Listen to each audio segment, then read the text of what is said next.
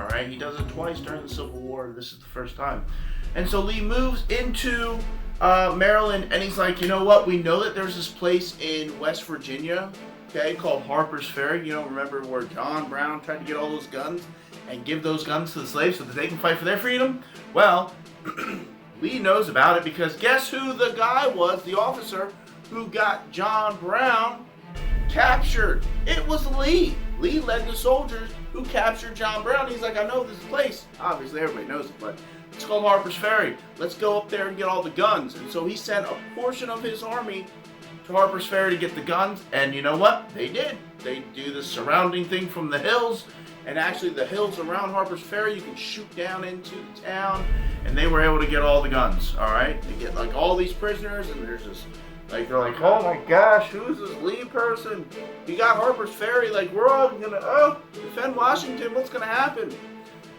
And so then they're marching through, they have to cross through this big mountain called South Mountain, because the way that the Confederate Army actually moved north every time is they went in the Shenandoah Mountains and they went through the Shenandoah Valley. So if you know anything about the Shenandoah Mountains, there's a mountain range, then it goes into a valley and it comes kind of back up again, right? You have this big valley in between. And they could march in the valley unseen or unknown, I guess, kind of, and they kind of go through the valley secretly without anybody really knowing. And so they did that. And so when they cross back over into Maryland, right, they go in this place called South Mountain. And it's like, there they are! They sent all their men up and they actually pushed the Confederates off the South Mountain, and it was a defeat for the Confederacy. So hey, got a little bit of momentum building for the Union. And so Lee's like, whatever, and he keeps moving. And he goes to a town called Sharpsburg, Maryland. There is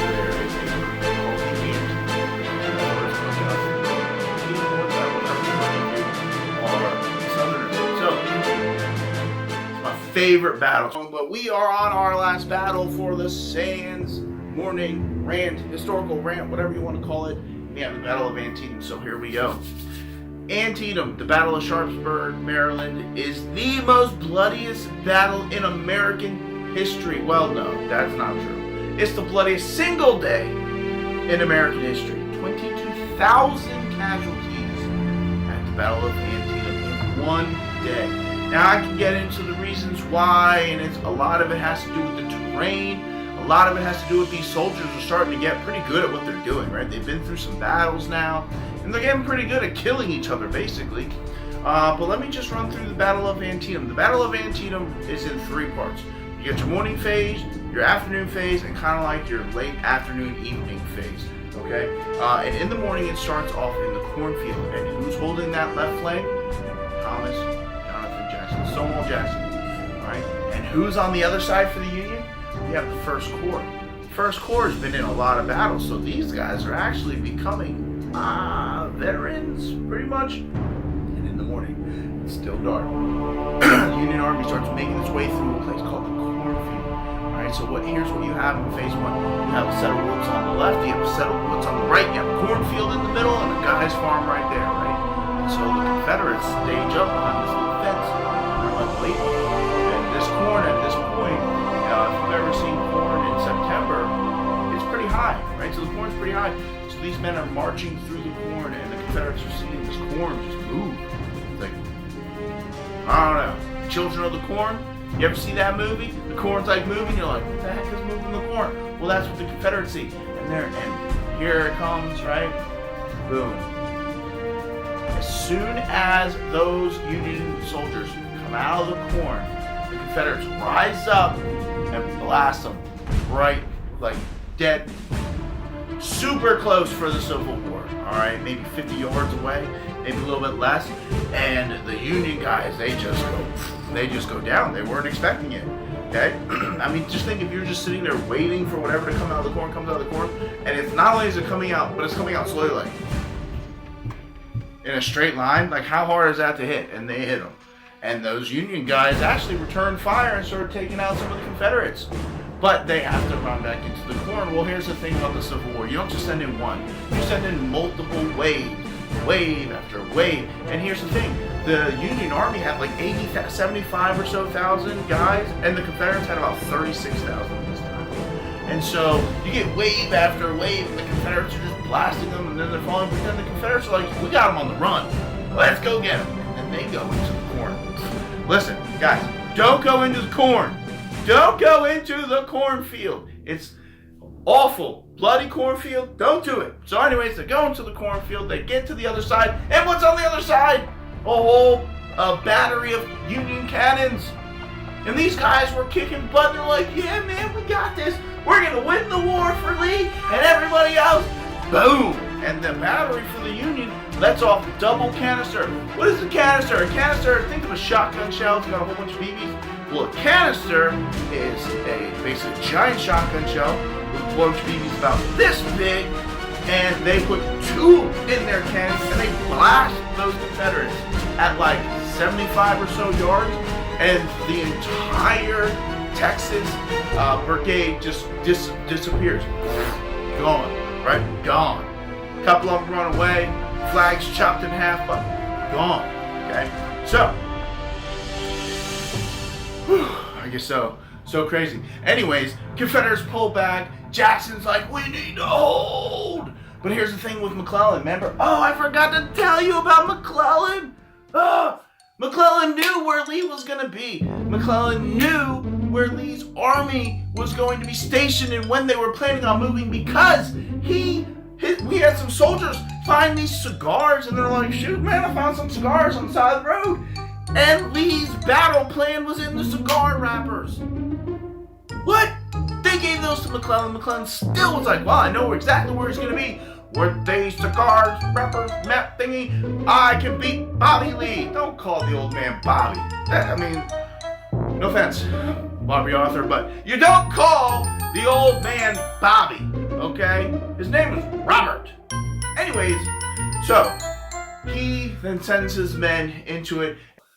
Remember, it's a one-day battle. It's my favorite battle, but it is the most interesting battle. 3 phases left. First phase, cornfield, Dunkard Church. That phase is over. Now we're in the Bloody Lane, the middle phase. So here we go. All right, so here we go. We have an entire division of Confederates, and they're hunkered down in this. They're hunkered. This is me hunkering. They're hunkered down in this sunken road. All right. The reason why it's a sunken road is it was the major road out of town that all the farmers used to bring their food to market or whatever, and it rutted the road up into where it's a legit sunken road. I probably put a picture up when I was there with my kids. It's a sunken road. And the Confederates were able to just kind of be in there. They're kind of like, they're in there. They can't, they're unseen. And the Union Army's like, hey, we gotta go over there. I don't know why I talked about it like that, but I think I do because they were kind of dumb to do it this way. And they just go marching. And here's the thing with the sunken road, right? And the terrain around Antietam. It's very hilly. I don't know why I'm still marching, but we're gonna march until we get to it. And so there's this little hill, and it goes down. And then there's this hill goes back up. And guess what? As you're going up the hill, you can't see what's down there. And guess what's down there? The sunken road. And so the Union Army comes up. And here come their flags. And then here come their heads. And as soon as you could see their breastplates, which the Union Army at the time used to have across their cartridge boxes. They had a brass breastplate, all right, had United States on and everything. The Confederates opened fire in the sunken road, right? They just all fall. Famous Irish Brigade, they go down, right? And man, it is just a disaster. And the Union guys are like, holy gosh, we didn't know that there was anybody over there. And so then they go on the other side of the hill. Well, so that's not the worst thing though. Because then the hill that got them all killed was also the hill that can protect them. And so now what you have is the Union guys are in their little hill. And they're like, load, and they'll go pow, pow. But here's the thing, they don't do that right away. They're like, shoot, man, we just got wiped out. Send in the next brigade. And so here comes the next brigade. They come marching up the hill, right? They all get wiped out. Hey guys, that one didn't work. Send in another one. Right? And boom, they all get wiped out. And the Confederates are like, shoot, man, this is easy. I can do this all day. Here's the thing. While that was happening, you have a division commander for the Union Army. He's like, you know what? This is stupid. We're not going to take them in a frontal assault. And so he takes his guys, he goes around the sunken road. And then he's like, if this sunken road is going this way, he's like, hey, we're around it. And he starts shooting down this road. So you have a road, and the thing is because it was so loud and so chaotic, and those Confederates are just shooting as fast as they can, they don't really even realize that their guys are getting shot. So if a guy gets shot down here, you think he got shot from over there. You don't know that they're shooting down the road and they missed 50 dudes and hit that dude. Almost every bullet that's going down this road is hitting somebody because the road is a mile long. Right? And all of a sudden they're like, what's going on? Holy cow, they're on our flank! And they're like, whoop, and they just start running. But by that time, the entire road is just covered in Confederate dead. And so now then the Union's like, we got them on the run! Man. And then they march through the sunken road. They're like, sorry, my bad. Didn't mean to step on your dead head, right? And they go up the next hill. But the Confederates reposition themselves so, like, you know, they just sit up there. And as the Union come out of the road, boom, they get blasted trying to get up the sunken road, out of the sunken road. The Union's like, we're not going to do this again. And they hunker down the sunken road. And part 2 of the Battle of Antietam. So let's go to stage 3, or the western flank of the Confederate Army. All right. So we have on our right flank, western flank, we have Burnside for the Union, and he has his entire corps, a lot of dudes, okay, against a skeleton force of Confederates, maybe 1,000 guys. But some of those guys are sharpshooters, all right. And what do you have in between them? You have a small bridge, okay, called the Roebuck Bridge. Now it's called Burnside Bridge, but anyway. This bridge crosses over Antietam Creek, and it's the only place in the direct area that you can cross over. And so the Confederates have a couple cannons pointing down there, and they have a couple of sharpshooters dug in on the hill, okay? And they have a perfect vantage or perfect view of anybody trying to cross over that bridge. And here's the thing, because remember when I said McClellan was so cautious, well, that made Burnside cautious. And Burnside's just sitting there. He's got like 20,000 guys. He's like, yeah, I hear we're having some troubles up there, but they didn't tell me to go, so I'm just chilling. What? We should go now? All right. Well, if we try to get 20,000, I mean, think about how long it takes us to get the full fire, bro. You try to get 20,000 people to do anything, it takes a while. And so he gets his men into line. He's like, all right, guys, there's the bridge. Let's go. So they start marching, and all of a sudden, oh, wow, oh, no. And those snipers are starting to pick off the Union guys that are getting towards the bridge. Well, as soon as they get close enough to the bridge, the artillery opens up on them, the cannons. The Confederates on the hill start really peppering them really good. The Georgia boys, right? There's no machine guns, but that was me being like 4 guys in a row. And the Union, they start to return fire on this hillside, but they're not really hitting anybody up there. And the Confederates were able to delay the Union long enough to where they were not able to help out that center, the battle on the sunken road. All right, and so because of that, now it's getting later in the day. Okay, there's no night vision, so people don't fight at night. And Burnside's like, why can't we get across the stupid bridge? There's nobody up there. There's like a few hundred guys up there now. And so his men are like, as soon as we go across the bridge, we all die. You can't get across the bridge, you will die. And he's like, I'll tell you what, remember how you guys were like really bad and annoying and I took away your whiskey rations? Whoever takes the bridge will get their whiskey back. And these 2 regiments were like, I want my whiskey. And they just Don't stop. Let's go. And they book it. They're like, ah. And they book it across the bridge. Keep going. And they were able to take the bridge. And they get to the other side. Go. We're getting drunk tonight. And they make it across the hill and they push the Get across the hill. bridge. So now you have this huge 20,000 man army coming behind Robert E. Lee's army. And, oh my goodness. But here's the thing. Remember the terrain. This terrain in Antietam is awful. It's hill, down, hill, down, hill, down. And so these men get to the other side and they're like, woo, that was a pain in the butt. What do you want to do now? I'm trying to chill and rest, man. Get drunk and get my whiskey rations. And Burnside's like, come on, guys. We got to go. And they're like, we're going to chill. And so the Union Army kind of chills for a little bit. Well, this gives the Confederate Army a chance to get some reinforcements in. But Lee's like, we got to send guys over to the right flank. There's nobody left for the Confederacy. They're all dead. They're all worn out, right? He's like, what are we going to do? Well, we got to delay them. Put guys on each hill. Let them shoot down, slow the Union down. So when finally we're like, all right, we're good, move on. The Union Army moves on. They start marching, going uphill. A couple guys died. Go up. Guys died.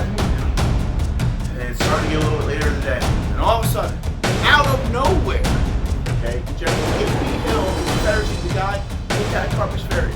He's the guy. He had all these new guns, these awesome new guns and ammunition. He books it. From Harper's Ferry, he's like, there's a battle. 15 miles. He's like, and his men book it in the morning. They get there at the end of the day. And as the Union Army is coming up, you have A.P. Hill's division hits them on the flank. It's like out of a movie. You know what I mean? And those Union guys are like, what in the heck is this? And A.P. Hill smashes them, pushes them all the way back across the bridge, and they fought so hard to get. And there we have it. Of the Battle of Antietam. It becomes a draw. Although Abraham Lincoln's like, I think we did a little bit better than a draw. Because Robert E. Lee is like, we can't hold this position. And he books it back across the Rappahannock River back to Virginia. And so Lee takes this and he uses it to pass the Emancipation Proclamation. He frees all the slaves in the southern states.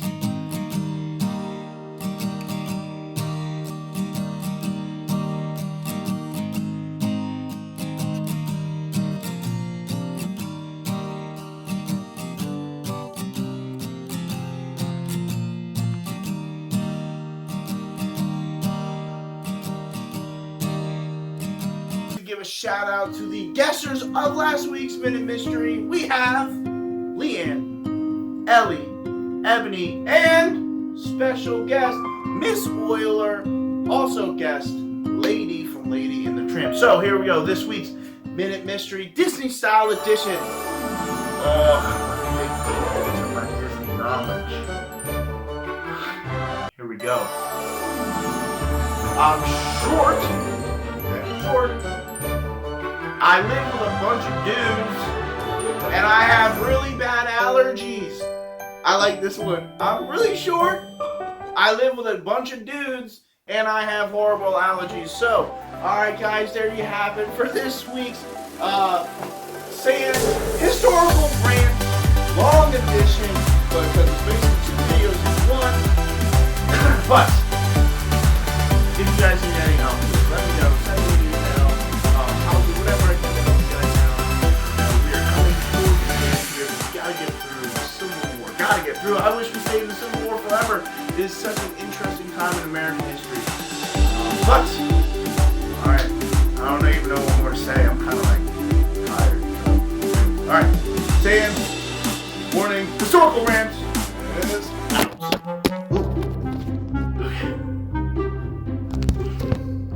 No, I can't. No!